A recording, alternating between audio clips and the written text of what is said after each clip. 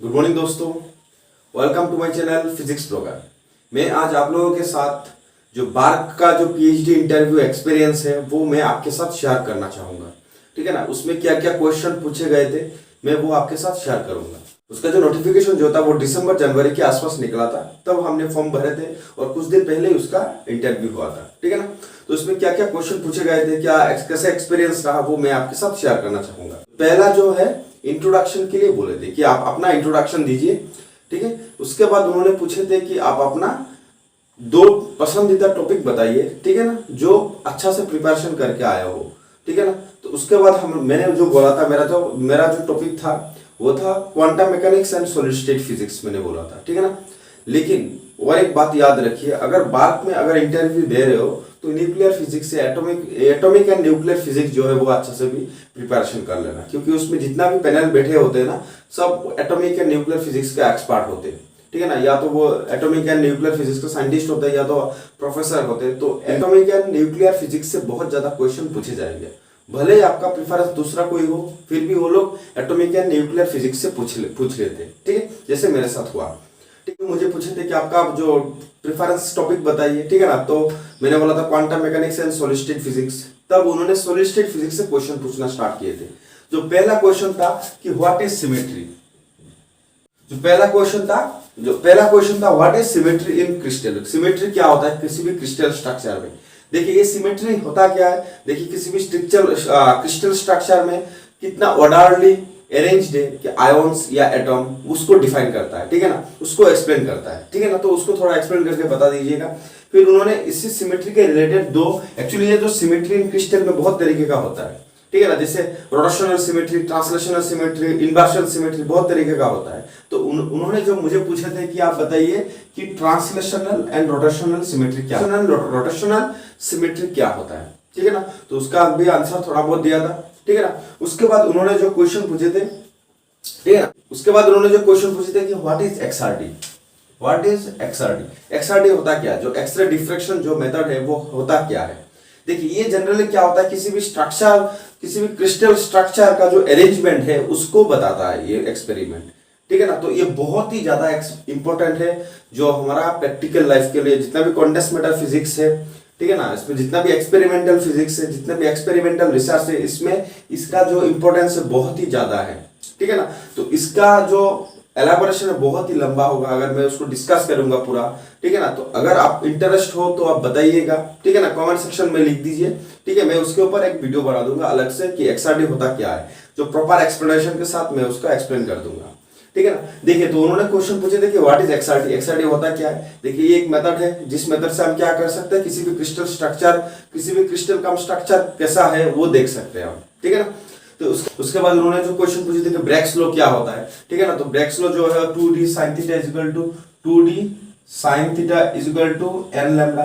ये होता क्या है, ये जो स्पेसिंग बिटवीन 2 एटम, क्योंकि जो किसी भी क्रिस्टल में क्या होता है, जो एटम अरेंज्ड होते हैं, तो उन एटम के बीच का जो डिस्टेंस है वो d है। ठीक है, साइन थीटा क्या है, इसमें थीटा क्या है, किस एंगल में जो एक्सरे जो है वो इंसिडेंट हो रहा है किसी स्ट्रक्चर में, क्रिस्टल में या एटम में। ठीक है ना, उसके बाद एन लैम्डा जो होता है, एन लैम्डा क्या होता है, हमारा पार्ट डिफरेंस होता है। जो क्वेश्चन पूछे थे कि जो स्कैटरिंग होता है एक्सरे डिफ्रैक्शन में, वो बाउंड एटम से होता है या फ्री एटम से होता है या फ्री इलेक्ट्रॉन से होता है। दोस्तों देखिए ये बहुत ही एक इंपॉर्टेंट क्वेश्चन है। ये जनरली बाउंड एटम से होता है, क्योंकि जो एक्सरे होता है बहुत ही वो हाई फ्रीक्वेंसी का होता है। जब भी किसी एटम में गिरेगा तो क्या होगा, वो वाइब्रेशन स्टार्ट होगा। ठीक है ना, अगर बाउंड एटम में होगा तो वाइब्रेशन स्टार्ट होगा, अगर फ्री एटम में गिरेगा तो वो क्या होगा, वो मोशन स्टार्ट कर देगा। ठीक है ना, बाउंड एटम में गिरेगा तो क्या होगा, तो वो एनर्जी एब्जॉर्ब करेगा, वो वाइब्रेशन करना स्टार्ट कर देगा। अगर वाइब्रेशन करेगा तो कुछ एनर्जी एमिट करेगा, और जो एनर्जी एमिट करेगा वो होगा क्या, जो इलेक्ट्रोमैग्नेटिक रेडिएशन जो है वो एमिट करेगा। जितना फ्रीक्वेंसी में वो एटम में आया था उतना फ्रीक्वेंसी का ही वो जो वाइब्रेशन की वजह से जो इलेक्ट्रोमैग्नेटिक रेडिएशन है वो एमिट करेगा। उसमें क्या होगा, इंटरफेरेंस पैटर्न होगा।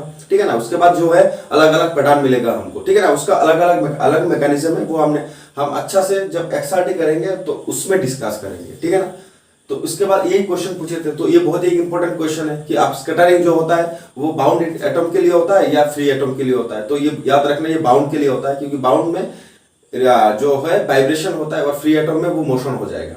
ठीक है ना, उसके बाद जो है क्वांटम मैकेनिक्स से क्वेश्चन पूछे थे। क्वांटम मैकेनिक्स में सबसे पहले जो क्वेश्चन पूछे थे वो था कि आप वेव फंक्शन लिखिए, वेव फंक्शन लिखिए हार्मोनिक ऑसिलेटर का, ठीक है ना। आप हार्मोनिक ऑसिलेटर का वेव फंक्शन लिखिए, वो भी ग्राउंड स्टेट में, ग्राउंड स्टेट का एक्सप्रेशन, वेव फंक्शन का एक्सप्रेशन लिखिए। फिर लिखिए फास्ट एक्साइटेड स्टेट का free electron, fast excited state का वेव। ये जो ग्राउंड स्टेट का जो वेव फंक्शन होता है, देखिए क्या होता है, M omega by pi H का whole 1/4 e to the power minus M omega x square by 2 H का, ठीक है ना। तो एच का जो होता है वो बराबर h/2 पाई के बराबर होता है, ठीक है। एच क्या होता है, प्लांक कांस्टेंट, ठीक है ना। तो ये होता है ग्राउंड स्टेट का जो एक्सप्रेशन जो है हार्मोनिक ऑसिलेटर का। इसके बाद जो फास्ट एक्साइटेड सेम ही रहता है, सब बराबर रहता है। ये जो होता है ये सेम बराबर रहेगा, ये सेम बराबर रहेगा कि m ये बाय पाई एच का 1/4 इसमें जो है दोस्तों ये 2m omega by H cut e to the power minus m omega x square by 2h cut, ठीक है। ये हो गया हमारा 5/1x, मतलब फास्ट एक्साइटेड स्टेट का वेव फंक्शन। ये हो गया फास्ट एक्साइटेड स्टेट का वेव फंक्शन। देखिए ये सब पूरा आपको याद रखना होगा, याद मतलब एक का याद रख लीजिए, बाद में वो एक एक करके आप निकाल सकते हो आराम से, ठीक है ना। तो ये हो गया फास्ट एक्साइटेड स्टेट का वेव फंक्शन, ठीक है। जो उन्होंने क्वेश्चन पूछे थे कि आप क्या कर सकते हैं, एक फ्री पार्टिकल का वेव फंक्शन लिखिए, फ्री पार्टिकल का वेव फंक्शन, ठीक है, ठीक है ना। ये फ्री पार्टिकल का वेव फंक्शन क्या होता है, generally e to the power minus i(x) के बराबर होता है, ठीक है ना। तो उसके बाद उन्होंने क्वेश्चन पूछे थे कि आप उसका एक्सपेक्टेशन वैल्यू निकालिए, फिर उसका नॉर्मलाइज कीजिए, ठीक है, नॉर्मलाइजेशन कीजिए, ठीक है ना। तो ये एक्सपेक्टेशन वैल्यू मतलब क्या होता है, साई, ठीक है, एक्सपेक्टेशन वैल्यू निकालिए, उसके बाद जो है नॉर्मलाइज कीजिए उसको। देखिए उसके बाद जो है न्यूक्लियर फिजिक्स से कुछ क्वेश्चन पूछे गए थे।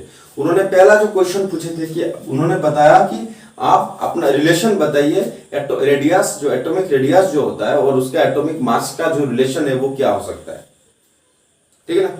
मास का जो रिलेशन है वो बताइए आप। तो क्या होता है उसका जो रिलेशन जो होता है r is equal to r0 a to the power 1/3, ये रेडियस है, रेडियस होता है एटॉम है, और ये क्या है, मास नंबर है, ठीक है। तो ये है relation r is equal to r0 a to the power 1/3, ठीक है ना। इसका रिलेटेड क्वेश्चन भी छोटा क्वेश्चन पूछे जाते हैं गेट में या नेट में, ठीक है ना।